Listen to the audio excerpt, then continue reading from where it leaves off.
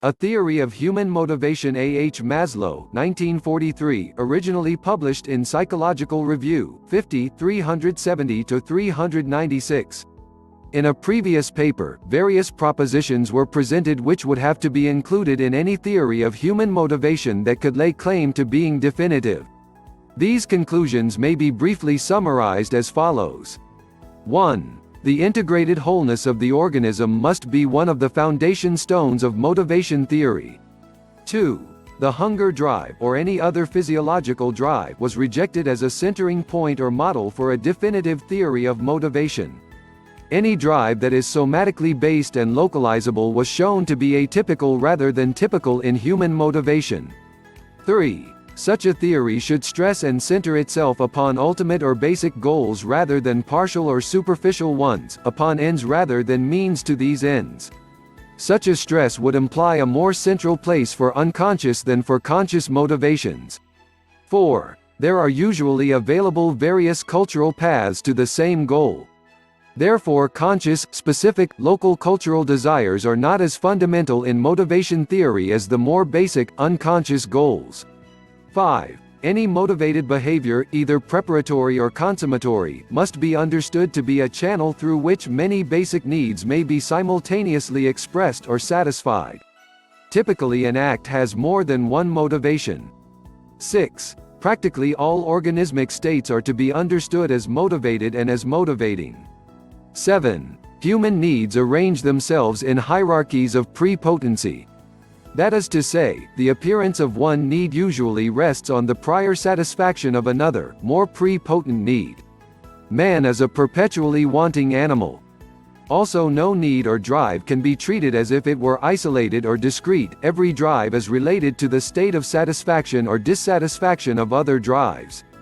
8. Lists of drives will get us nowhere for various theoretical and practical reasons. Furthermore, any classification of motivations p. 371 must deal with the problem of levels of specificity or generalization the motives to be classified. 9. Classifications of motivations must be based upon goals rather than upon instigating drives or motivated behavior. 10. Motivation theory should be human-centered rather than animal-centered. 11. The situation or the field in which the organism reacts must be taken into account, but the field alone can rarely serve as an exclusive explanation for behavior. Furthermore, the field itself must be interpreted in terms of the organism. Field theory cannot be a substitute for motivation theory. 12. Not only the integration of the organism must be taken into account, but also the possibility of isolated, specific, partial or segmental reactions. It has since become necessary to add to these another affirmation. 13. Motivation theory is not synonymous with behavior theory.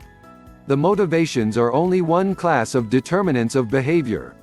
While behavior is almost always motivated, it is also almost always biologically, culturally and situationally determined as well.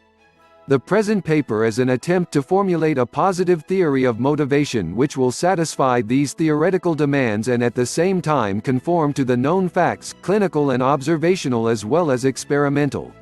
It derives most directly, however, from clinical experience. This theory is, I think, in the functionalist tradition of James and Dewey, and is fused with the holism of Wertheimer 19, Goldstein 6, and Gestalt psychology, and with the dynamicism of Freud 4, and Adler 1.